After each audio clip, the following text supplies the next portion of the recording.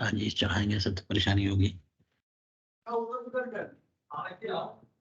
بسم اللہ الرحمن الرحیم نحمده ونصلی ونسلم علی رسول الکریم. قرآن کریم کے تعلق سے بڑی اہم گفتگو جاری ہے. تتمے میں مصنف نے یعنی شارح نے یہ فرمایا کہ آیتوں کی ترتیب توقیفی ہے. ٹھیک ہے، آیتوں کی ترتیب ترتیبہ آئی القرآن کل سورت توقیفی. آج کہہ رہے ہیں کہ سورتوں کی ترتیب بھی توقیفی ہے. بقیہ امر و ترتیبی سورتوں کی ترتیب کا جہاں تک معاملہ رہے، محققین کے نزدیک یہ بھی رسول کریم صلی اللہ علیہ وسلم کے حکم سے ہے، لیکن دوسرا قول یہ ہے کہ یہ اجتہادی ہے. اسے قیل کہا نا، لیکن محققین کیا کہتے ہیں کہ یہ بھی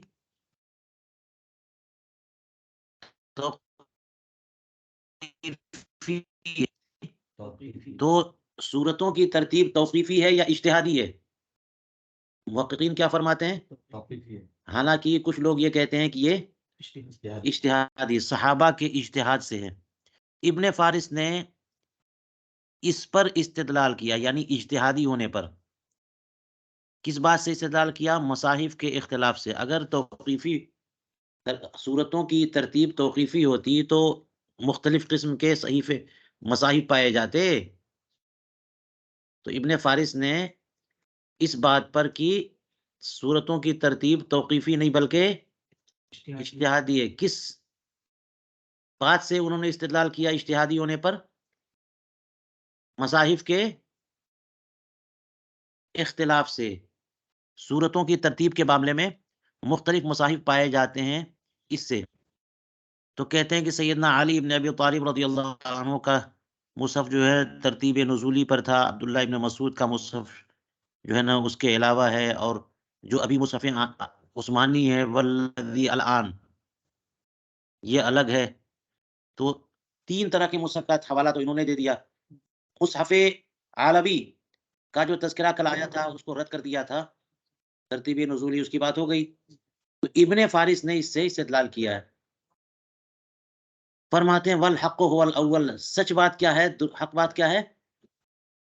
پہلی بات جو محققین کا کہنا ہے کہ سورتوں کی ترتیب بھی کیا ہے. اور یہ جو روایتیں ہیں یہ سب کے سب مزخرفہ موہومہ ہیں، بناوٹی ہیں، اور معتبر کتابوں میں یہ روایت نہیں پائی جاتی، نہ ان کا کوئی اعتبار کیا جا سکتا ہے اس توارث کے مقابلے میں جو سرور کائنات صلی اللہ تعالی علیہ وسلم کے زمانے سے مسلسل متواتر چلی آ رہی ہیں. جو توارث چلا آ رہا ہے کہ بس وہی ایک مصحف ہے، مصحف عثمانی، اسی ترتیب پر ہے. اب یہ کہ کوئی اور مصحف تھا، اس طرح کی روایتوں پر اعتبار نہیں کیا جا سکتا. بات ہو گئی. چلیے، فرماتے ہیں کہ اتقان میں علامہ جلال الدین سیوطی نے امام زرکشی سے یہ نقل کیا ہے کہ یہ جو اختلاف ہے یہ لفظی ہے. کون سا اختلاف؟ کہ سورتوں کی ترتیب توقیفی ہے یا اجتہادی. تو جس نے یہ کہا کہ یہ توقیفی نہیں ہے اس کی مراد کیا ہے؟ کہ ایسی توقیفی جو کہ صریح ہو، توقیفاً قولیاً مصرحا ہے تو توقیفی. اس کا مطلب کیا ہوا کہ حضور کریم علیہ الصلوۃ والسلام نے صراحتاً یہ کہا ہو کہ فلاں سورہ کو پہلے رکھو، اس کے بعد یہ سورہ رکھو، اس کے بعد یہ سورہ رکھو، اس کے بعد یہ سورہ رکھو. صراحتاً سرور کائنات علیہ الصلوۃ والسلام نے بتایا ہو، ایسا نہیں ہے تمام سورتوں کے معاملے، بلکہ بعض سورتوں کے متعلق آپ نے اشارہ دیا. نماز میں ایک سورہ پڑھی، اس کے بعد دوسری سورہ پڑھی، اس سے اندازہ ہو گیا. آپ سرکار صلی اللہ علیہ وسلم کے صنیع سے، ان کے طرز بیان سے، ان کے صریح بیان سے، ان کے استعاراتی بیان سے، ان کے فعل سے، ان کے قول سے، یہ سب باتیں ملتی چلی گئی. سب صریح ہوں ایسی بات نہیں ہے. تو جنہوں نے بھی کہا کہ وہ توقیفی نہیں، ان کی مراد کیا ہے؟ صریح توقیفی. بلکہ علیمو برمزہ صلوات اللہ وسلامہ علیہ وآلہ واصحابہ، بلکہ ان لوگوں کو سورتوں کی ترتیب کا علم کیسے ہوا؟ حضور صلی اللہ علیہ وسلم کے رمز اور اشارات سے، کنایات سے، اسی طرح سے دیگر قرائن سے، والقرائن الاخرى جو توقیف پر یا ترتیب پر دلالت کرتے ہیں. لیکن یہ جو دلالت ہے یہ رمز کے ذریعے یا اور دیگر قرائن سے، یہ شک و ریب سے بالکل پاک ہے، یقینی ہے. اس لیے ہم نے کہا کہ سورتوں کی ترتیب بھی کیا ہے؟ توقیفی ہے. جنہوں نے کہا اجتہادی ہے، اس کا مطلب یہ ہے کہ سرکار اقدس صلی اللہ علیہ وسلم کے کنایات، رمز، اشارات اور صنیع سے انہوں نے توجہ کی ہے اور اخذ کیا ہے، محنت کی ہے انہوں نے. تو یہ اختلاف کیا ہو گیا؟ لفظی ہو گیا، یہ اختلاف ہی نہیں ہے. ہاں.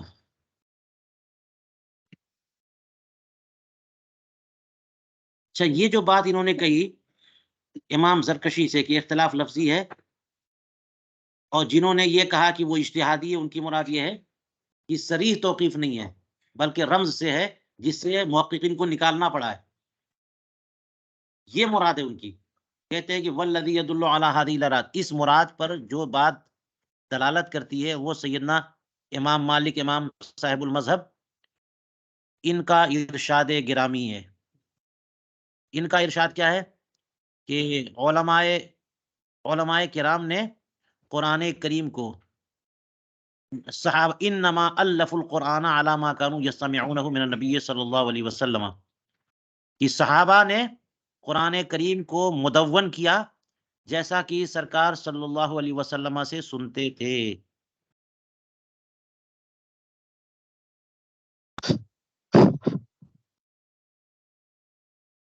جی، مع قولی، ساتھ میں امام مالک کا یہ قول بھی ملا لیجئے کہ وہ خود اس کے قائل ہے کہ ترتیب سور اجتہادی ہے. اس بات کے قائل ہے ترتیب سور کیا ہے.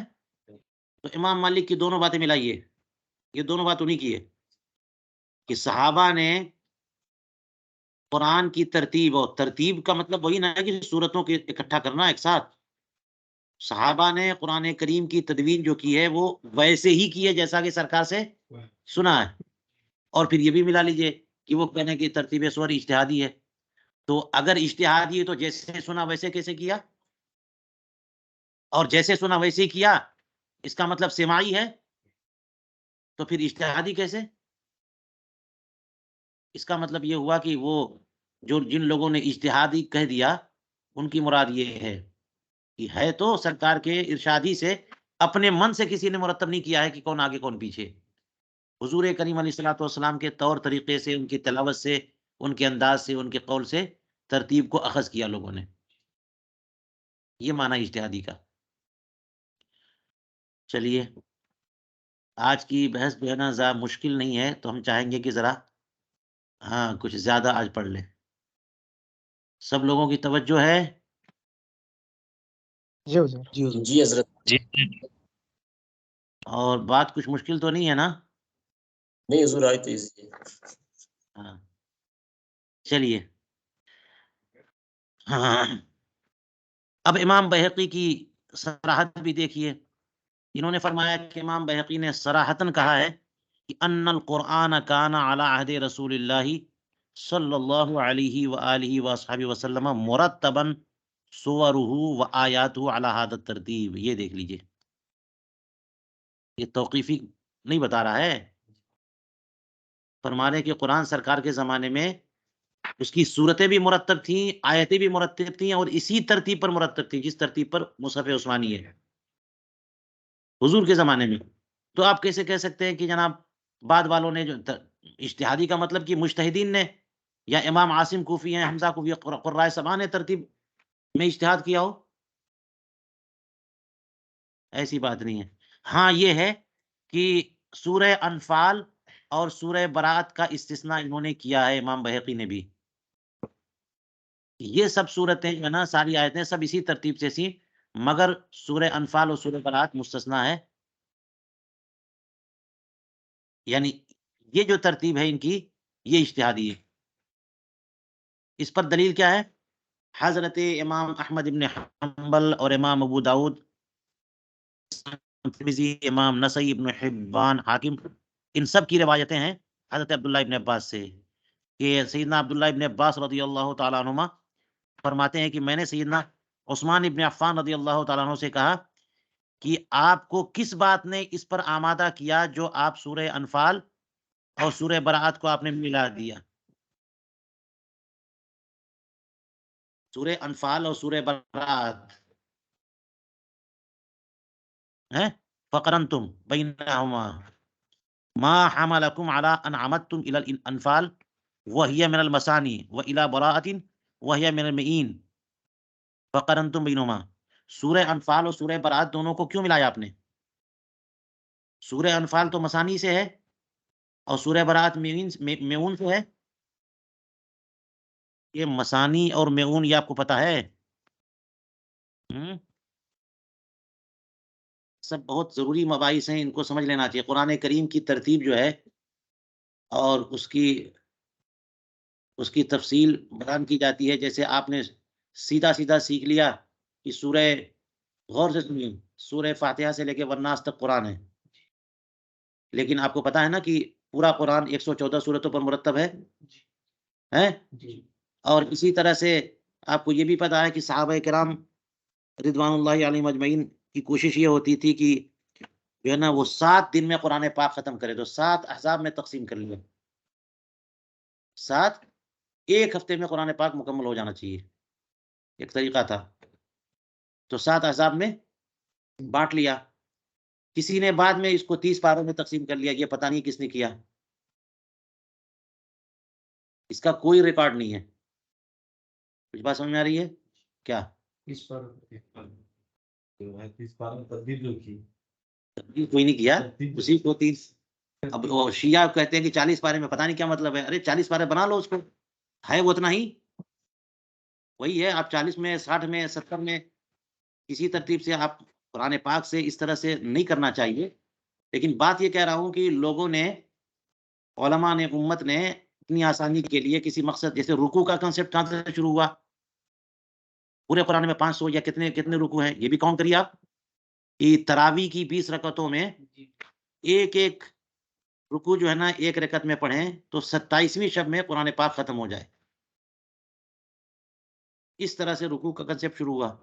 رکوع کا مطلب اتنا پڑھ کے رکوع کر دیں. تو مضمون دیکھ کر کے کبھی کوئی دیکھتے ہیں چھوٹا رکوع ہوتا ہے، کوئی بڑا رکوع ہوتا ہے. تو کتنے رکوع میں ترتیب ہے، کتنے پاروں میں ترتیب ہے، احزاب میں. اسی طرح سے پورے قرآن کو جو ہے نا وہ آیتوں کی سائز اور مقدار کے اعتبار سے اور دیگر امور کے اعتبار سے بھی ایک تقسیم ہے نا. طوال ہے، میعون ہے، مفصلات ہے، مثانی ہے.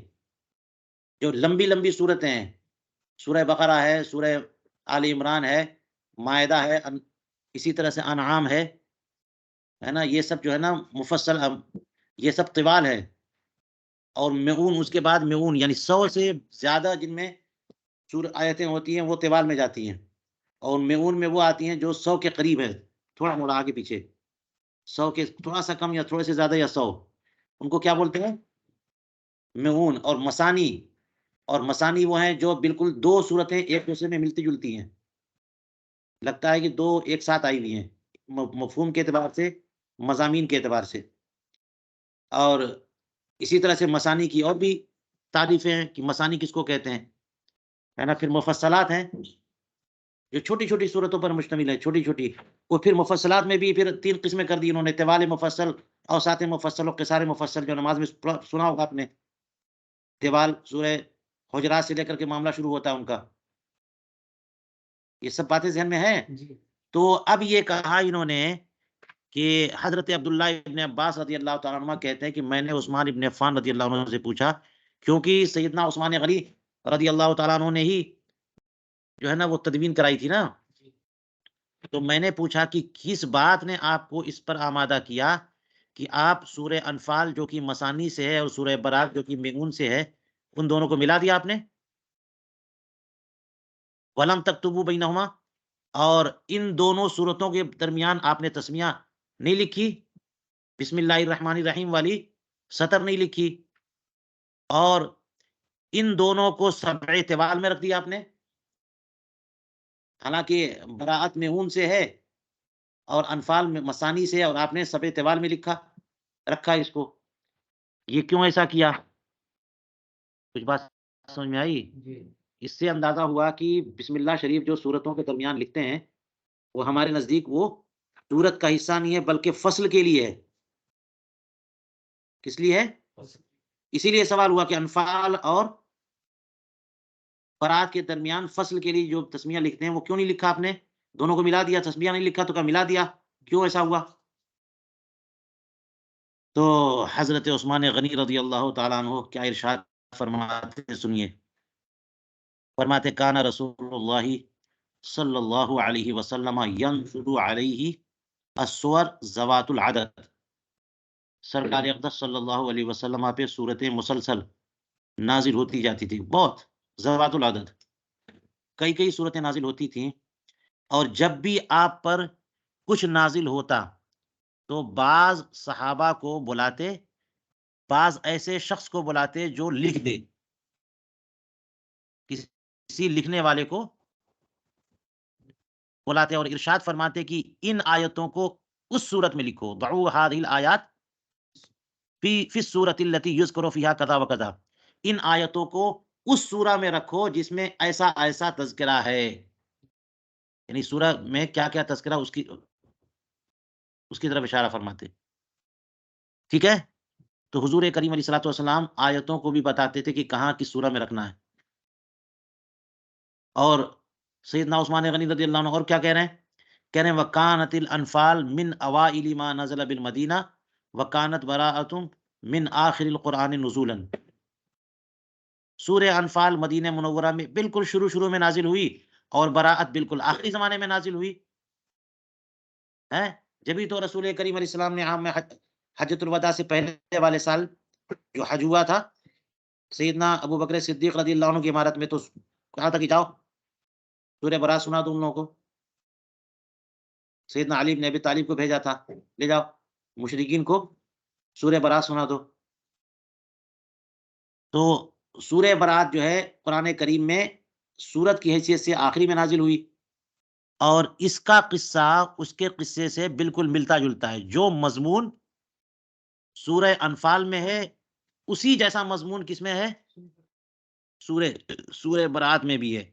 فَظَنَنْتُ أَنَّهَا مِنْهَا، تو میں نے سمجھا کہ سورہ براءت سورہ انفال کا ہی حصہ ہے۔ تو فقبض رسول اللہ صلی اللہ علیہ وسلم ولم یبین انہا منہا، حضور کریم تشریف لے گئے اور آپ نے بیان نہیں کیا کہ سورہ براءت سورہ انفال کا حصہ ہے۔ فمن اجل ذالک، تو مضمون کی مشابہت کی وجہ سے اور صریح بیان مجھے کوئی ملا نہیں تھا، میں نے اس لیے سورہ براءت کو سورہ انفال سے ملا دیا، اور ان دونوں کے درمیان بسم اللہ شریف کی سطر ہم نے نہیں لکھی۔ بات سمجھ آئی؟ اور فرمایا ووضعتهما فی السبع طوال، اس وجہ سے سبع طوال میں رکھا۔ یہی بات پوری کی پوری الاتقان فی علوم القرآن للامام الجلیل امام جلال الدین السیوطی رحمۃ اللہ تعالی علیہ کی کتاب میں مذکور ہے۔ اس پوری روایت کے بیان کرنے کے بعد مصنف حضرت بحر العلوم علامہ عبد العلی ابن نظام الدین رحمہ اللہ جو شارح ہیں، ان کا کمنٹ دیکھیے، وہ کیا تبصرہ کرتے ہیں اس روایت پہ۔ یہ روایت سمجھ میں آ گئی نا؟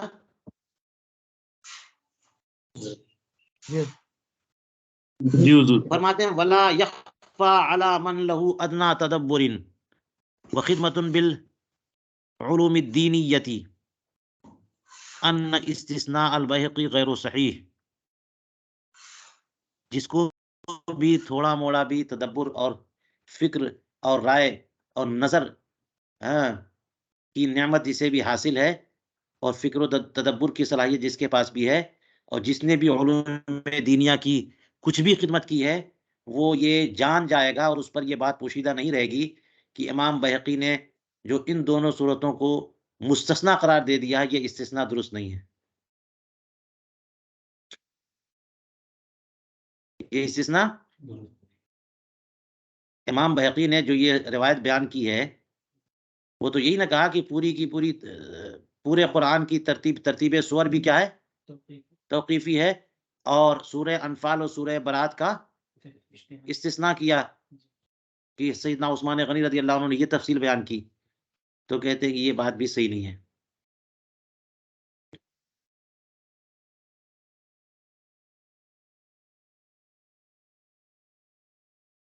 بات یہ ہے کہ لوگ یہ کہہ دیتے ہیں کہ بالکل پوشیدہ نہیں ہے. ابھی تک تو پوشیدہ ہی تھی ہم سب لوگ پر، ہے ہی نہیں ہے. ہاں، یہ بات ہے کہ یہ کہہ رہے اس کو جس کے پاس تدبر ہو، ہے فکر و نظر کی صلاحیت جس کے پاس ہو. اس زمانے میں کہاں وہ علماء ہیں جو اصحاب فکر و نظر ہوں. چلیے بہرحال اللہ تعالیٰ توفیق عطا فرمائے. فرماتے ہیں کہ کیفا جمیع السور منقولۃ بالتواتر فی المواضع التي کتبت فیها الآن.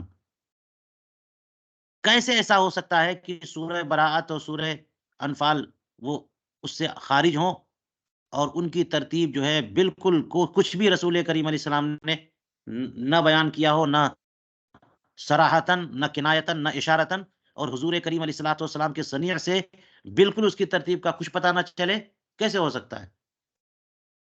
حالانکہ تمام صورتیں بالتواتر انہی مقامات پر منقول ہیں ہوئیں جہاں پر اس وقت لکھی ہوئی ہیں مصحف عثمانی میں. وہیں سے منقول ہو رہی ہیں، شروع سے وہیں پر منقول ہو رہی ہیں. یعنی آپ لے لیجئے کہ مصحف عثمانی میں جو اب وہ 7 قراتیں ہیں، تو ان قراتوں میں آیتوں اور سورتوں کی ترتیب کا کوئی اختلاف تھوڑی ہے. الفاظ و کلمات کا اختلاف ہے کہ یہ یوں ہے، کہیں پہ یوں ہے. ٹھیک ہے؟ تو جیسے مثال کے طور پر لے لیجئے حضرت امام عاصم کوفی، جن کی اتباع ہم کرتے ہیں، جن کی تلاوت، تو ان کی تلاوت جو ہم کرتے ہیں تو وہ حضرت امام عاصم کوفی کے ذریعے ہم تک پہنچی.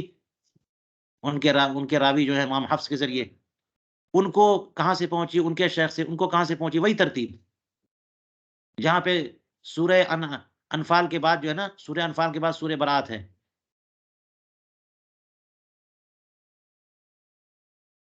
وہی ترتیب سیدنا عبداللہ ابن عباس سے پہنچی، وہی ترتیب سیدنا عبداللہ ابن عباس کو حضور کریم علیہ السلام سے پہنچی.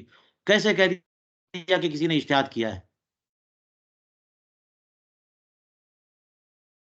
فالقول بان البعض قضا والبعض قضا. تو یہ بات یہ کہ بعض ایسی ہیں اور بعض ایسی ہیں. بعض صورتیں توقیفی، بعض صورتوں کی ترتیب توقیفی ہے، بعض کی توقیفی نہیں ہے. یہ تحکم ظاہر، یہ زبردستی کا حکم لگانا ہے. والذین رووا، اور جن لوگوں نے یہ بات سیدنا عثمان غنی رضی اللہ تعالیٰ عنہ سے بیان کیا ہے، وہ اس پر اصلاً دلالت نہیں کرتی. ومعنی قولہ، اور سیدنا عثمان غنی رضی اللہ تعالیٰ عنہ نے جو یہ فرمایا فقبض، کہ حضور کریم علیہ الصلوۃ والسلام تشریف لے گئے اور آپ نے سورہ انفال اور سورہ برات کی ترتیب کہاں ہوگی، کدھر رکھی جائے گی، یہ جو کہا انہوں نے، اس کا معنی کیا ہے؟ فرماتے اس کا مطلب یہ ہے کہ انہو قبض رسول اللہ صلی اللہ علیہ وسلم علیہ وآلہ وصحابہ وسلم ولم یبین ان براءۃ من الانفال ام لا. یہ مطلب ہے حضور کریم علیہ السلام نے نہیں بیان کیا کہ سورہ برات سورہ انفال کا حصہ ہے یا نہیں ہے، اتنی بات. لیکن سورہ برات سورہ انفال کے بعد آئے گی یا کہاں آئے گی، یہ سب پہلے سے سیٹ ہے. سب یہ ترتیب جو ہے نا، پہلے انفال ہے پھر برات ہے، یہ ترتیب حضور نے نہیں بتائی، ایسی بات نہیں ہے. اس روایت کا مطلب ہے کہ سورہ برات سورہ انفال کا حصہ ہے یا نہیں ہے، یہ نہیں بتایا. اس سے کیا فرق پڑے گا؟ کچھ فرق نہیں پڑے گا. لا انہ لم یبین موضعہ الذی الان فی، یہ مطلب نہیں ہے کہ حضور کریم علیہ السلام نے اس کا مقام نہیں بتایا ہو کہ وہ کہاں رہے گی، جہاں کہ آج ہے وہاں رہے گی کہ نہیں رہے گی. اور یہ فرماتے ہیں کہ کنایا ہے عن انه لم یأمر بکتابت بسم اللہ الرحمن الرحیم، یہ اس بات سے کنایہ کر رہے ہیں کہ حضور کریم علیہ السلام نے سورہ برات سے پہلے بسم اللہ الرحمن الرحیم لکھنے کا حکم نہیں دیا، یہ مطلب ہے۔ اور مقصود اس کا بیان ہے کہ آپ نے بسم اللہ شریف کیوں نہیں لکھی، بسم اللہ شریف آپ نے وہاں پہ کیوں نہیں لکھی؟ تو اس کا بیان ہے کہ حضور کریم علیہ السلام نے بسم اللہ شریف لکھنے کا حکم نہیں دیا تو ہم نے نہیں لکھا۔ یہ اس روایت کی تعویل، یہ روایت اس روایت کی تعویل یہ اچھی طرح سمجھ لیجیے تاکہ قرآن کریم میں کوئی وسوسہ نہ ڈالے اس کے تعلق سے۔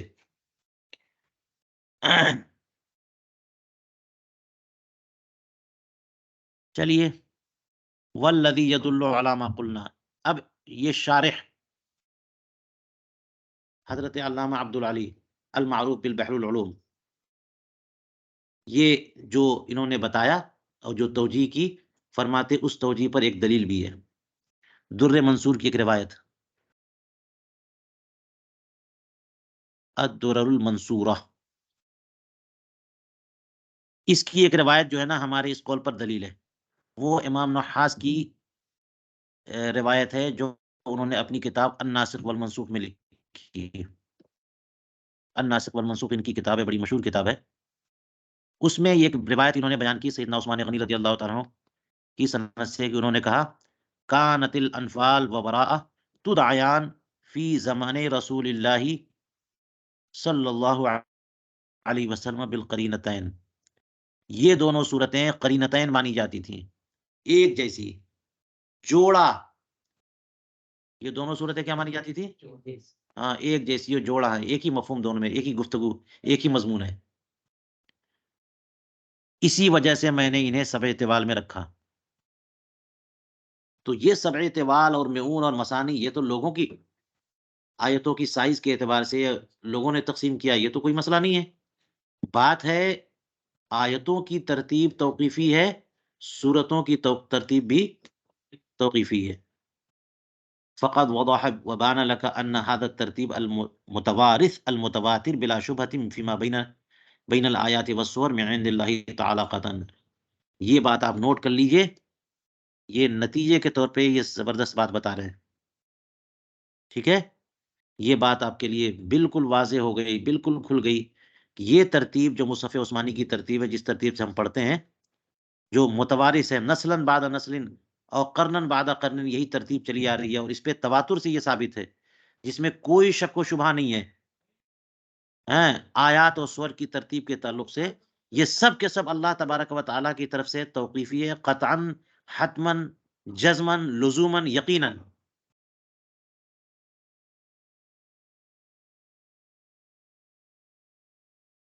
ٹھیک ہے؟ اور یہ بات جب واضح ہو گئی تو تمہیں یہ بات بھی معلوم ہو گئی کہ ان براءۃ تن موضعها هذا الذي وضعت فيه من عند اللہ تعالی قطعا، کہ سورہ برات اس کا مقام وہی ہے جہاں پر سورہ برات آج ہے، اور وہیں پر اللہ تبارک و تعالیٰ کی طرف سے ہے، یہ نہیں کہ اجتہاد کے ذریعے کسی نے رکھ دیا۔ الا انہ لم یؤمر بکتابت بسم اللہ الرحمن الرحیم، فرق صرف اتنا ہے کہ وہاں پر بسم اللہ الرحمن الرحیم سورہ برات سے پہلے لکھنے کا حکم نہیں ہوا، ہاں، تو یہ اتنی سی بات ہے، اس لیے نہیں لکھی گئی بسم اللہ شریف۔ اور اس کی کئی توجیہیں کی گئی ہیں، ہے نا؟ ایک توجیہ بڑی مشہور ہے کہ سورہ برات میں اتنی زبردست وعید موجود ہے، لیکن یہ دیکھیے فرماتے فلاحا نوع التصاق بالانفال، ایک طرح سے اتصار اور التصاق ہے سورہ انفال کے ساتھ، اس وجہ سے تسمیہ شریف جو ہے نا وہ تو فصل کے لیے آتی ہے، ایک سورہ کو دوسرے سورہ سے الگ کرنے کے لیے، یہاں پر اس لیے نہیں ہے کیونکہ یہ سورہ برات سورہ انفال سے ملتی جلتی ہے تو متصل ہی رہے، شبہن بالاجزاء، ہے نا؟ اجزاء میں جیسے ایک اتصال ہوتا ہے، جیسے اجزاء میں ایک چیز کے مختلف اجزاء میں اتصال ہوتا ہے، ویسے یہاں پہ لا انہا جزء من حقیقت، نہ یہ کہ سورہ برات سورہ انفال کا ہی حصہ ہے حقیقتاً، بلکہ ایک شبہ ہے، مشابہت ہے، اس طور پر وہاں بسم اللہ شریف نہیں لکھی کہ سرکار نے منع فرمایا، سرکار نے حکم نہیں دیا۔ چلیے کہتے ہیں کہ امام کرمانی کیا کہہ رہے ہیں؟ کان النبی صلی اللہ علیہ وسلم یعرض القرآن علی جبریل فی کل سنۃ علی ھذا الترتیب. حضور کریم علیہ الصلوۃ والسلام جبریل امین علیہ الصلوۃ والسلام کو قرآن سناتے تھے ہر سال اسی ترتیب پر. بخاری شریف میں شروع ہی میں ہے نا، سیدنا عبداللہ ابن عباس رضی اللہ عنہ کی روایت ہے کہ حضور کریم علیہ الصلوۃ والسلام بڑی سخاوت فرماتے تھے جی ہر سال رمضان میں، کیونکہ حضور کریم علیہ الصلوۃ والسلام کے پاس سیدنا جبریل امین روزانہ آتے تھے اور قرآن کریم کی مدارست ہوتی تھی روزانہ. حضور صلی اللہ علیہ وسلم اس سال جتنا بھی قرآن کریم نازل ہو گیا وہ سب سیدنا جبریل امین کو سنا دیتے تھے. جبریل امین بھی سنا دیتے تھے اور اسی ترتیب پہ سناتے تھے.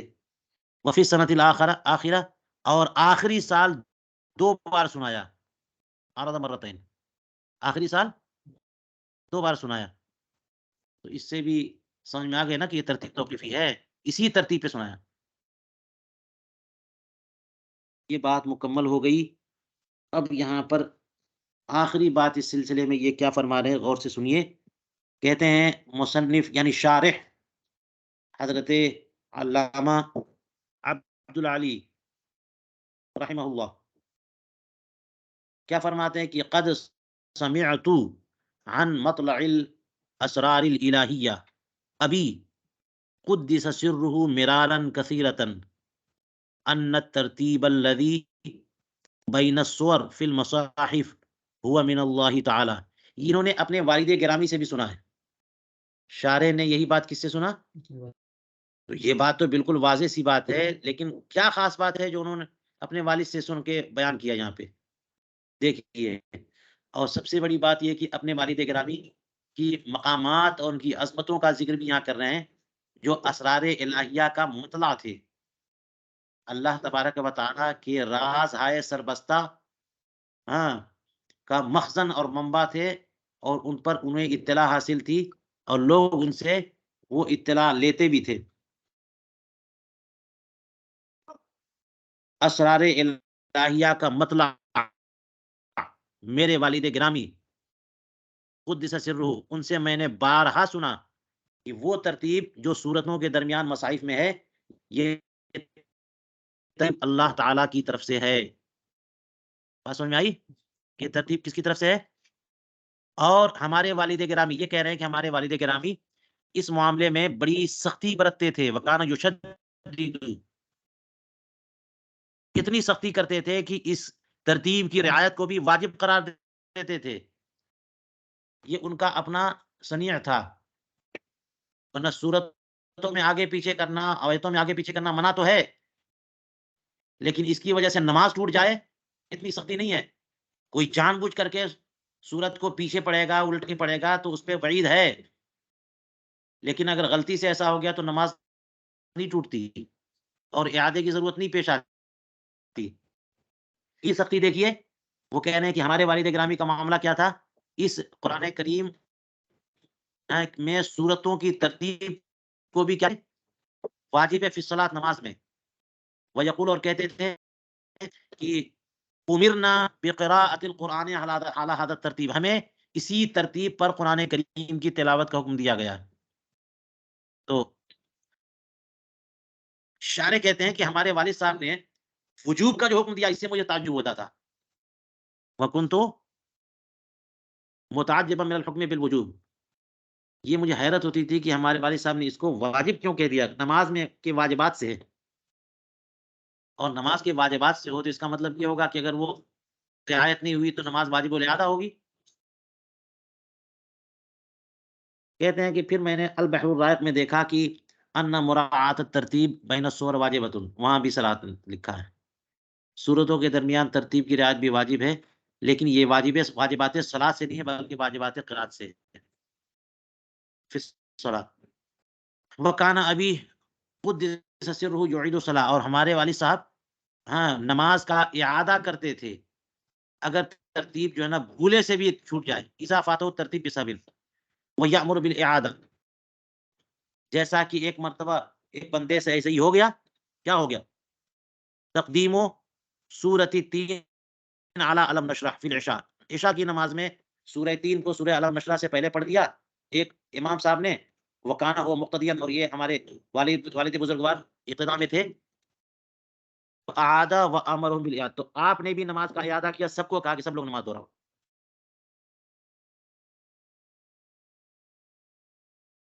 تو اسی وقت کہتے ہیں شارح کہتے ہیں میں نے اسی وقت ان پر پیش کیا وکنت عرضت علی، میں نے ان کی بارگاہ میں عرض کیا کہ نماز فاسد کیوں ہوگی، نماز کیوں فاسد ہوگی؟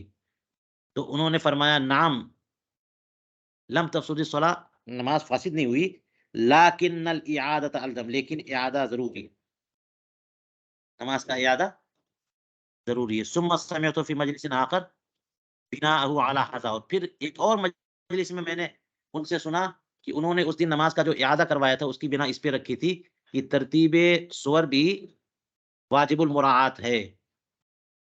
چلیے یہ تو ایک بات آ گئی تو انہوں نے پیش کر دیا. کہتے ہیں وَعْلَمْ أَيْضًا، یہ بھی بات ذہن میں رکھیے کہ انه کما یجب تواتر کل جزء من اجزاء القرآن، جیسے کہ قرآن کریم کے تمام اجزاء کا تواتر لازم ہے. كذلك یجب تواتر عدد السور ومبادئها واواخرها، سورتوں کی تعداد کا تواتر بھی لازم ہے، اس کے مبادی اور اواخر کا بھی تواتر لازم ہے. لأن العادة قاضية بتصدي معرفة كل سورة وكل جزء من أجزاء ما في قراءته أجر عظيم، اس لیے کہ جس کے پڑھنے میں، جس کی تلاوت میں بہت بڑا اجر ہوتا ہے، جس کے لکھنے میں بہت ثواب ملتا ہے، عادت اس بات کا فیصلہ کرتی ہے کہ لوگ اس کے پیچھے تو پڑ جائیں گے، ہے نا. آج کی ڈیٹ میں اگر کسی علاقے کے چودھری کی طرف سے اعلان ہو جائے کہ جناب مفت میں راشن بٹ رہا ہے، ساری پبلک دوڑ پڑتی کہ نہیں وہاں پہ. تو جو اہل اللہ ہیں، جو لوگ نیک ہیں، جن کو آخرت کا ثواب چاہیے، ان کے لیے اعلان ہو جائے کہ قرآن کریم کی یہ سورہ، اس میں اتنا ثواب، اور ایک ایک حرف پہ 10 ثواب، تلاوت کرنے میں ثواب، اور حفظ کرنے میں ثواب، اور لکھنے میں ثواب، اور بہت بڑا ثواب، تو پھر کیسے لوگ اسے نظر انداز کر دیں گے؟ فلاں سورہ میں کی یہ فضیلت، فلاں سورہ کی یہ فضیلت، سورہ یاسین پڑھنے سے یہ فضیلت حاصل ہوتی ہے، سورہ مزمل اور سورہ مدثر پڑھنے سے یہ فضیلت حاصل ہوتی ہے، معوذتین پڑھیں تو جادو نہیں اثر نہیں کرے گا، اخلاص، سورہ اخلاص شریف پڑھیے گا تو جناب 3 مرتبہ پڑھنے تو پورے قرآن پڑھنے کا ثواب ملے گا، سورہ فاتحہ پڑھ لیجئے تو بیماروں کو شفا مل جائے، سورہ بقرہ شریف پڑھ لیجئے تو جناب شیطانی اثرات سے محفوظ ہو جائیں. یہ سب فضیلتیں آپ جب سنیں گے تو پھر اس سورہ کو جاننے کا شوق نہیں پیدا ہوگا. وہ کون سی سورہ ہے، شوق پیدا ہوگا نا، لوگ پیچھے رہیں گے. تو وہی کہتے ہیں کہ عادت فیصلہ کرتی ہے، بے تصدی معرفت کل، ہر سورہ کی معرفت حاصل ہو جائے لوگ پیچھے پڑ جائیں گے. یوں ہی یعنی جس کی قرات میں اجر عظیم ہو، جس کی کتابت میں اجر عظیم ہو، جس کو یاد کرنے میں بڑا فائدہ ہو، بہت ثواب ہو. وَنِیطَتِ الْأَحْکَامِ بِأَلْفَاظِ وَمَعْنَاهُ، اور جس کے الفاظ اور جس کے معنی سے احکام متعلق ہو جائیں، اس کے متعلق لوگ لگ تو جائیں گے. اور اس جیسی کوئی چیز ہوتی ہے تو کہتے ہیں مثل ھذا یتواتر عادۃ مع ما لا بد منہ، یہ چیز متواتر ہو جاتی ہے، لوگ سب کے سب اس کو بیان کرتے ہیں، سیکھتے ہیں، لکھتے ہیں عادتاً، اس کے ساتھ جو دیگر ضروریات ہیں ان کے ساتھ ساتھ، کے ساتھ میں یہ بھی پتہ چل جائے کہ اس کا نام کیا ہے، کیسے پہچانیں گے کچھ سورہ ہے. چلیے الاتقان میں یہی لکھا ہے اور یہی صحیح اور مختار ہے. آخر میں ایک فائدے کی چیز، ان ساری بحثوں کا خلاصہ ہے، ان ساری بحثوں کا خلاصہ یہ آخری کی بحث. کہتے ہیں قال الحاکم جمع القرآن 3 مرات، 3 بار قرآن کریم کی تدوین ہوئی ہے، پہلی تدوین، دوسری تدوین، تیسری تدوین.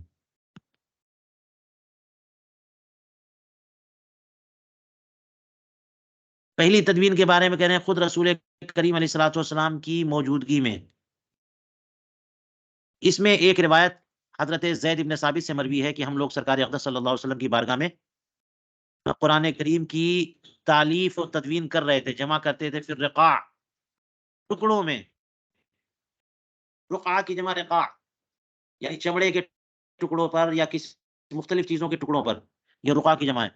اور یہ ہو سکتا ہے کہ یہ چمڑے کا ٹکڑا ہو یا کسی اور چیز کا. امام بہقی کہتے ہیں اشبہ،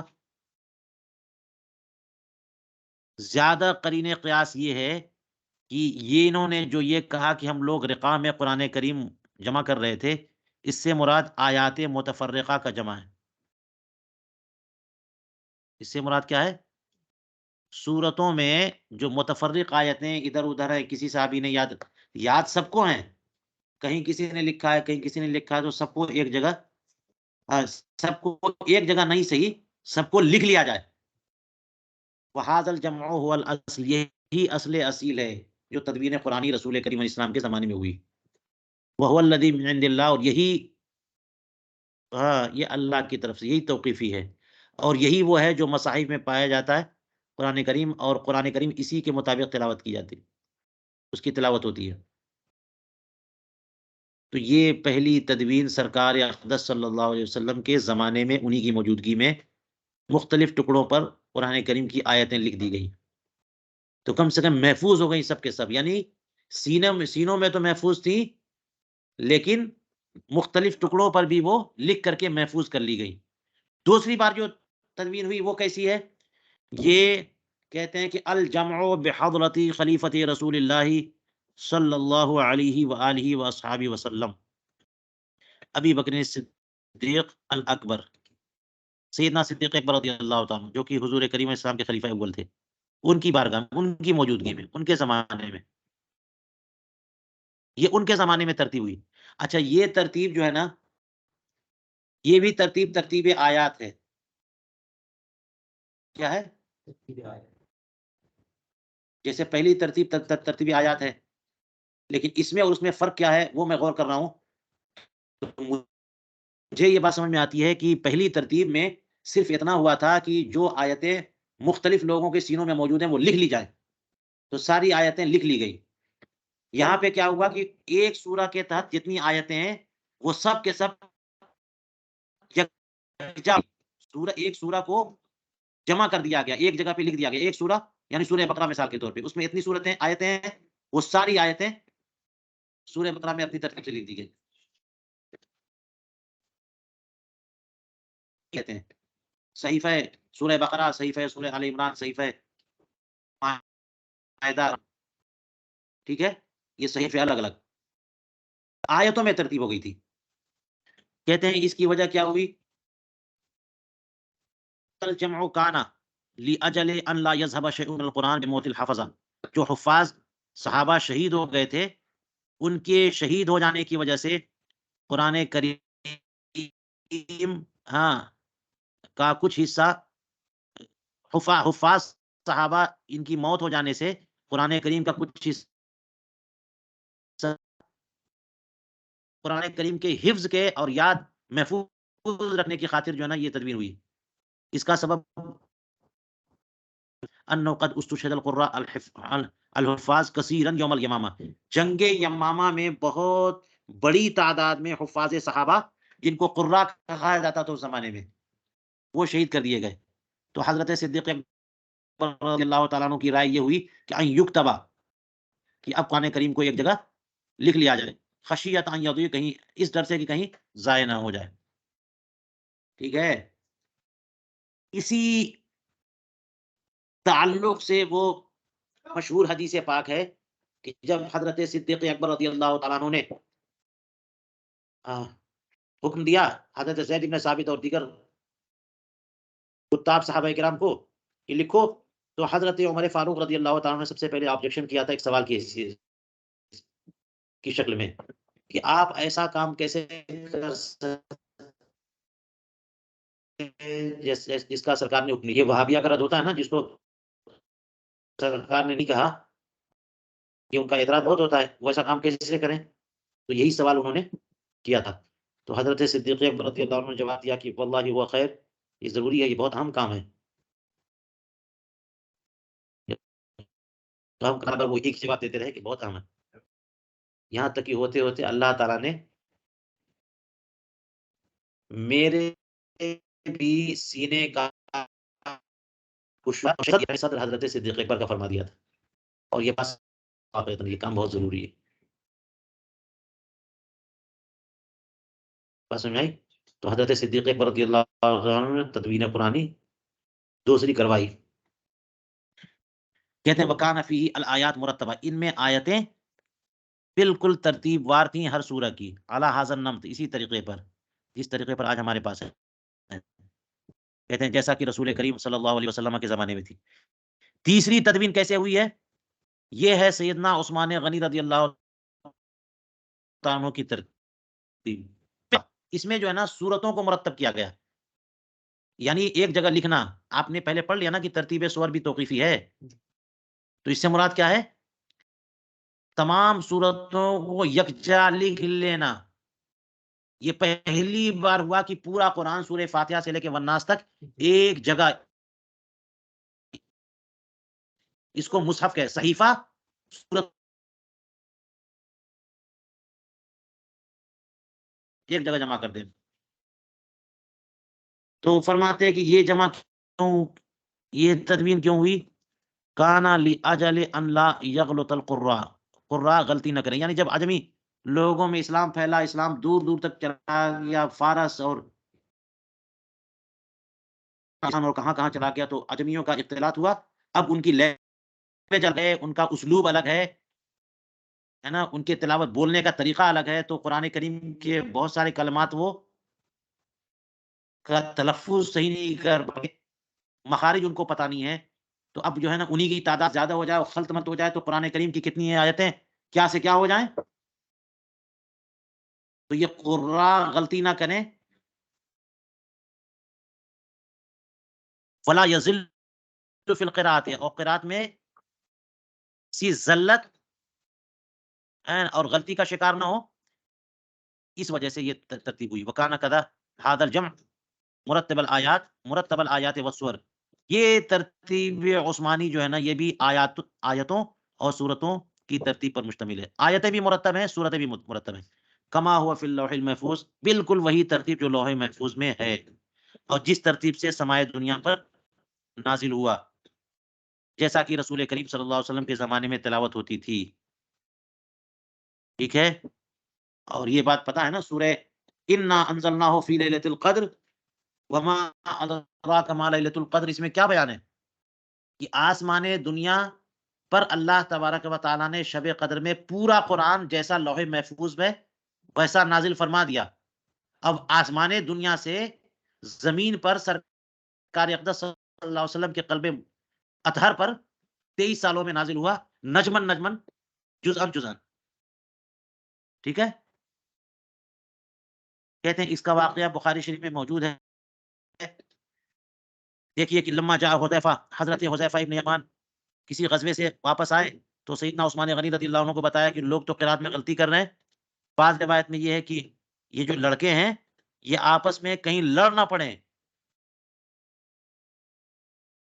یہ غلام اور مختلف علاقے کے لوگ، یہ لوگ قرآن کریم میں جو مختلف تلفظات کر رہے ہیں، اس کی وجہ سے کوئی کہے کہ یوں ہے، کوئی کہے یوں ہے، یہ آپس میں قتل و قتال نہ ہو جائے.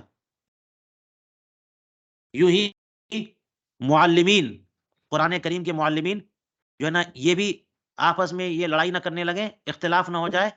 کیوں؟ قراءت میں لوگوں کے اختلاف کی وجہ سے. اس لیے حضرت حذیفہ ابن یمان نے کہا کہ ادرک الامۃ قبل ان یختلفوا کما اختلف الیہود والنصارى، جیسے کہ یہود و نصارہ نے اختلاف کیا، برباد ہوئے، یہ امت جو ہے نا اختلاف کر بیٹھے، اس سے پہلے پہلے آپ امت کی یاوری کریے، مدد کریے، اور یہ کام کر جائیے. تو سیدنا عثمان غنی امیر المؤمنین رضی اللہ تعالیٰ عنہ نے حضرت زید ابن ثابت، عبداللہ ابن زبیر، سعد ابن ابی وقاص، عبد الرحمن ابن حارث، ان تمام لوگوں کو کیا حکم دیا؟ ان ينسخوا المصاحف من المصحف الذي كتب في عهد خلیفۃ رسول اللہ صلی اللہ علیہ وسلم الصدیق الاکبر.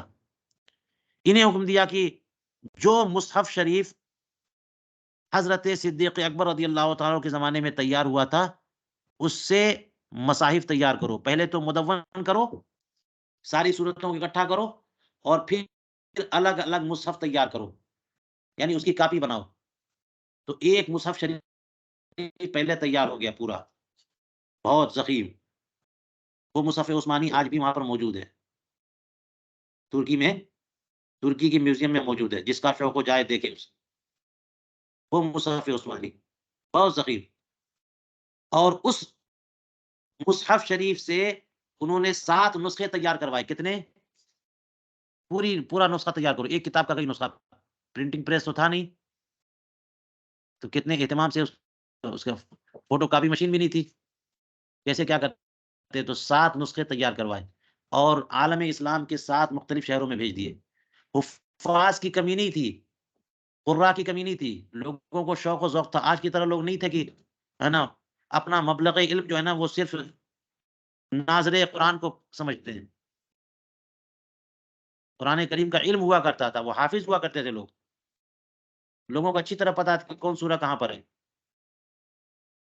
ہر مختلف شہروں میں انہوں نے 7 نسخے تیار کروا کے الگ الگ شہر پہ بھیج دیا کہ جب کوئی مسئلہ ہوگا، اختلاف ہوگا، تو وہ جا کر کے اس مصحف سے ملا لیں گے. جیسے مدینہ منورہ میں ایک نسخہ تھا، مکہ مکرمہ میں ایک نسخہ، اور مصر میں ایک نسخہ، سیریا میں ایک نسخہ، اور کوفہ میں، اس طرح سے بصرہ میں 7 مقامات پر انہوں نے نسخے بھیج دیے.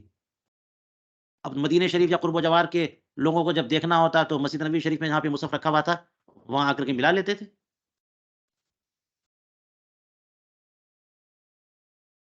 تو حضرت عثمان غنی رضی اللہ عنہ نے کیا کیا کہ اس مصحف کے نسخے تیار کروائے. فنسخت عدۃ کئی نسخے جو ہے نا بنائے گئے، یعنی کاپی کی گئی. فارسلت فی البلاد، مختلف شہروں میں ان کو بھیج دیا گیا. وقد ثبت فی روایت ابی داؤد بسند صحیح. الاتقان میں اس سند سے ایک روایت ثابت ہے سیدنا علی ابن ابی طالب رضی اللہ تعالیٰ عنہ سے.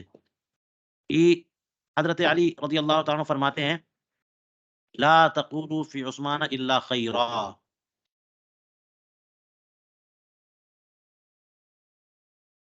اب یہاں پر ایک بات میں آپ کو کہہ دوں، غور سے سنیے گا کہ کچھ اختلافات ہوئے حضرت عثمان غنی رضی اللہ تعالیٰ عنہ کے اوپر. بہت وہ بڑے حیا کے پتلے تھے، ہے نا، اور وہ جلال ان کا نہیں تھا جو حضرت عمر فاروق رضی اللہ تعالیٰ عنہ کا تھا، کہ ان کے زمانے میں کوئی پر نہیں مار سکتا تھا.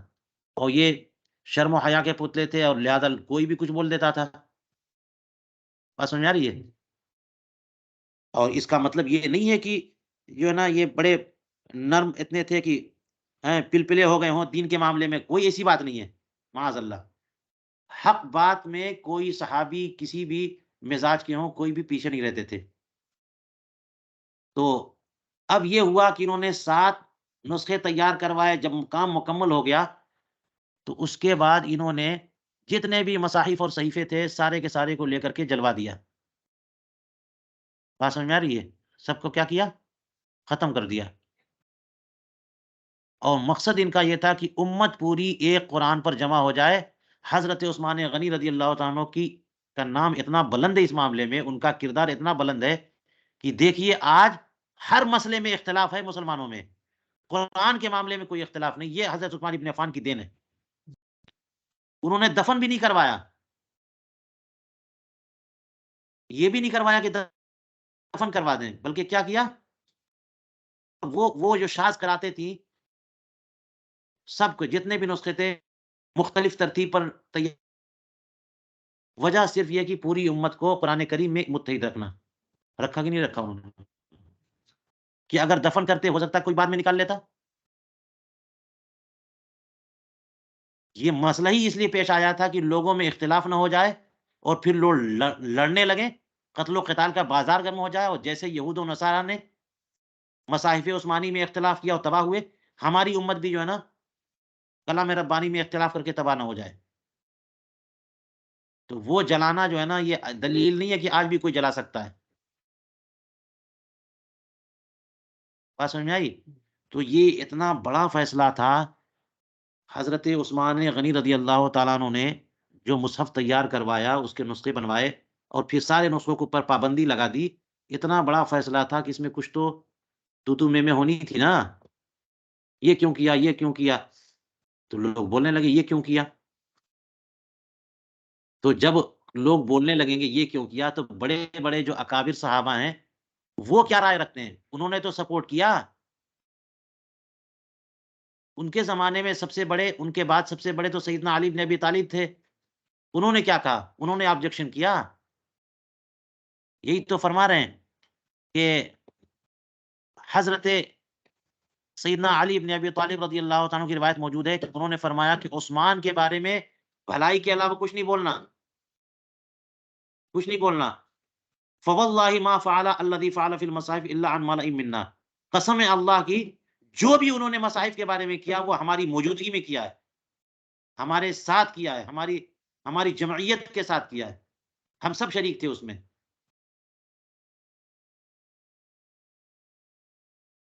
فرماتے ہیں کہ یہ جو سیدنا علی بن ابی طالب کا بیان ہے، یدل دلالۃ واضحۃ علی ان الامر لم یکن مقصورا علی ہؤلاء الکاتبین۔